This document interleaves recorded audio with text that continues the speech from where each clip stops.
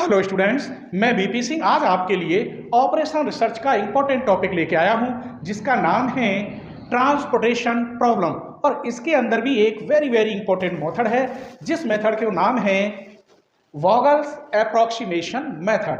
तो चलिए इस मेथड से हम क्वेश्चन को कैसे सॉल्व करेंगे वो देखते हैं। वैसे इससे पहले जो लेक्चर बताए हैं उसमें मैंने matrix minima method, north west corner method भी बताए हैं और आज मैं इसका भी सेकंड लेक्चर लेके आया हूं। इससे पहले लेक्चर में भी मैंने वॉगल्स मेथड बताए हैं। तो सबसे पहले हम क्या देखते हैं कि जो डिमांड है क्या हम वास्तव में उतनी ही सप्लाई कर रहे हैं, इसलिए हम इनको प्लस करेंगे। अगर दोनों की वैल्यू यहाँ सेम आती है 80 तो इसका मतलब जो ट्रांसपोर्टेशन है वो बैलेंस्ड है। जब बैलेंस्ड है तो हम इसकी इनिशियल बेसिक फिजिबल सॉल्यूशन निकाल सकते हैं। अब वॉगल्स मेथड से निकालते कैसे हैं वो इसमें देखते रहिए। मैं पूरी कोशिश करूंगा कि एक एक पॉइंट आपकी समझ में आए। यदि आपकी समझ में वीडियो अच्छी तरह से आती है तो प्लीज आप अपने फ्रेंडों को जरूर शेयर करें और सब्सक्राइब जरूर कर लें, क्योंकि कल जो मैं वीडियो लाऊंगा वो शायद आपके लिए कितनी यूजफुल हो जो सबसे पहले आपको मिले। और बेल आइकन को प्रेस जरूर कर लें, ठीक है। तो चलिए लगाते हैं इसमें कौन सा रूल, VAM। इसका मतलब है कि हम देखते हैं इस रो में जो मिनिमम एलिमेंट है वो लेंगे और उनका डिफरेंस देखेंगे। हमने देखा यहाँ 1 और 3 मिनिमम है, या ये और ये जो दो मिनिमम एलिमेंट होते हैं उनका डिफरेंस लिखते हैं और पेनल्टी यहाँ बनाते हैं P1। इन दोनों का डिफरेंस 2। यहाँ 3 मिनिमम है तो इनका डिफरेंस 0। यहाँ 4 और 3 मिनिमम बनेंगे, इनका डिफरेंस 1। यहाँ 1 और 2 मिनिमम बनेंगे, इनका डिफरेंस 1। मैंने क्या किया कि जो रो में नंबर हैं दो स्मॉल नंबर लिए, उनका डिफरेंस लिखा और इधर लिखते हैं जिधर सप्लाई होती है रो में। अब हम कॉलम में देखते हैं तो पेनल्टी हम इधर लिखेंगे। इसमें सबसे छोटा 3 और 4 है जिसका डिफरेंस 1। 1 और 1 है, इन दोनों का डिफरेंस 0। 3 और 4 है, इन दोनों का डिफरेंस 1। और 3 और 2 है, इन दोनों का डिफरेंस 1। मैंने अभी तक क्या किया है कि रो के दो एलिमेंट जो सबसे छोटे थे वो देखे और उन दोनों का डिफरेंस यहां लिख दिया। ऐसे ही कॉलम में दो छोटे एलिमेंट लिए, उनका डिफरेंस 0, इसका डिफरेंस 3 और 4 का 1, 2 और 3 का 1। अब हम क्या देखते हैं, इसमें या इसमें मैक्सिमम नंबर देखते हैं। बस मैक्सिमम नंबर यहाँ 2 है, उसे मैं गोला कर देता हूं जिससे आपको ये पता पड़े कि ये मैक्सिमम है। तो अब इस रो में चलते हैं और इस रो में मिनिमम एलिमेंट देखते हैं। मिनिमम एलिमेंट यहाँ 1 है, इसका मतलब इसकी सप्लाई ही 25 है, डिमांड और सप्लाई 34 है। तो पहले मिनिमम लिखा जाता है, ये लिख दिया मैंने। डिमांड तो यहाँ कट गया, 0 आया। सप्लाई कितनी बची, ये कट के 25 गए इसमें से, तो 9 बची।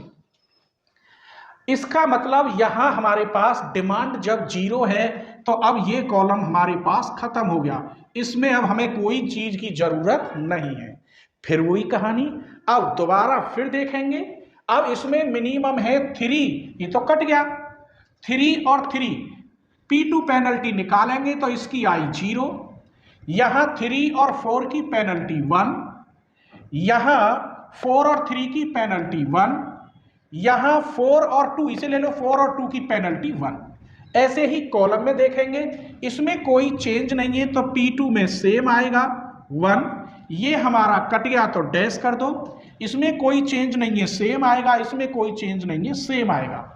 अब फिर वही कहानी, हमें फिर भी मैक्सिमम नंबर देखना है, लेकिन यहां भी 1 आ रहे हैं और यहां भी 1 आ रहे हैं। अब ये आप पर डिपेंड करता है कि कौन सा चूज करते हैं। आइए मैं इधर से लेता हूं, सबसे पहले चलो इसे ले लेते हैं।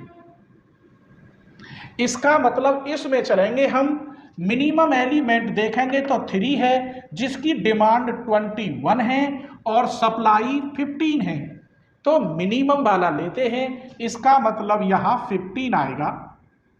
तो यहां सप्लाई हमारी कट जाएगी 0 और यहां बचेगा 6।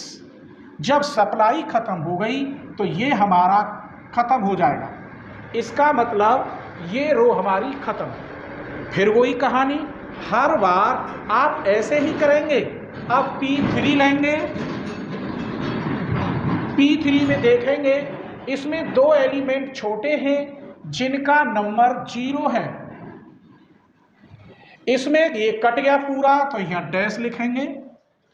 इसमें दो नंबर 4 और 3 छोटे हैं 1, इसमें 4 और 2 1, यहां हम फिर ये कट गया हमारा तो इसमें 5, ये वाला 5 और 6 और 4, तो 5 और 4 में देखेंगे 1, ये हमारा कट गया।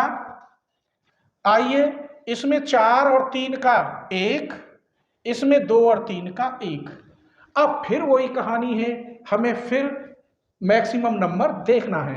तो मैक्सिमम नंबर इधर से देख लो चाहे इधर से, जैसे कि मैं इसको चूज कर लेता हूं तो इसमें मिनिमम देखते हैं, यहाँ 5 है, यहाँ 6 है, 4, तो ये मिनिमम है। इसकी डिमांड 6 है, सप्लाई 19 है, तो मिनिमम लिखा जाएगा और ये 0 हो गया और यहां बचेगा 6 गई तो 13। इसका मतलब ये 0 हो गया, ये हमारा काम खत्म, कॉलम में जरूरत नहीं है। आइए फिर वही कहानी, अब P3 लिख दिया था यहां P4 लिखिए। इनमें ये खत्म हो गया दोनों का, फिर यहां 0, यहां डैश, ये खत्म 4 3 का डिफरेंस 1, ये खत्म 4 2 का डिफरेंस 2, ये खत्म हो गया। इधर देखिए ये P4 में यहां आएगा डैश, यहां भी डैश, यहां आप 3 और 4 का डिफरेंस 1, यहां 3 और 2 का डिफरेंस 1। फिर वही कहानी, मैक्सिमम देखेंगे जो कि मैक्सिमम यहां है 2, इसका मतलब इसमें चलना है। इन दोनों में मिनिमम कौन सा है? 2, जिसकी सप्लाई 13 है और डिमांड 17 है, तो यहां 13 आएगा। ये तो कट गया 0, यहां बचेगा 4। जब यहां सप्लाई 0 हो गई तो ये पूरी रो खत्म हो गई। यहां तक आपको कोई परेशानी? फिर वही कहानी, आइए इसमें देखेंगे तो यहां फिर 0 P4 में, यहां P4 में 0, बाकी यहां देखा तो हमने 1। यो देखेंगे तो P5 है, यह P5 लिखिए, P4 के बाद P5 आएगा। P5 यहां ऊपर ही लिखता हूं, दिखाई ना दे रहा हो, P5 ये कटेगा, लेकिन ये बचा 4 और 3 का 1 और 3 और 3 का 0, 3 और 3 का 0। फिर वही कहानी, मैक्सिमम देखते हैं, यहां 1 है और मैक्सिमम यहां भी 1 है। आपकी इच्छा कोई सा ले लीजिए, चलिए मैं इसे ले रहा हूं। इसका मतलब इस रो में देखेंगे मिनिमम जो कि 3 है, जिसकी डिमांड 4 है, सप्लाई 12 है, तो यहां 4 आएगा, ये कट गया 0 और यहां बचा 8। जब ये 0 हो गया तो इसका मतलब ये पूरा कॉलम खत्म। अब हमारे पास कुछ नहीं, सिर्फ यही बचे हैं 3 और 4। अब यहां इनमें से जैसे कि यहां 4 है तो 4 आता, 3 है तो 3, जब 2 नंबर बच जाएं तो आप यहां लिखो चाहे मत लिखो, जो मैक्सिमम होगा उसका नंबर पहले आएगा। क्योंकि यहां 4 लिखूंगा तो 4 बड़ा है और यहां लिखूंगा 3 का डिफरेंस तो यहां 1 आएगा, तो अभी मैं इसी को लूंगा 4 वाले को। क्लियर? चाहे लिख के देख लो, P6 यहां डिफरेंस 3 आएगा, यहां कोई डिफरेंस नहीं, यहां डिफरेंस 4 आएगा, यहां कोई डिफरेंस नहीं। P6 यहां डिफरेंस नहीं आएगा, इसमें 3 और 4 का डिफरेंस 1, इसमें नहीं आएगा।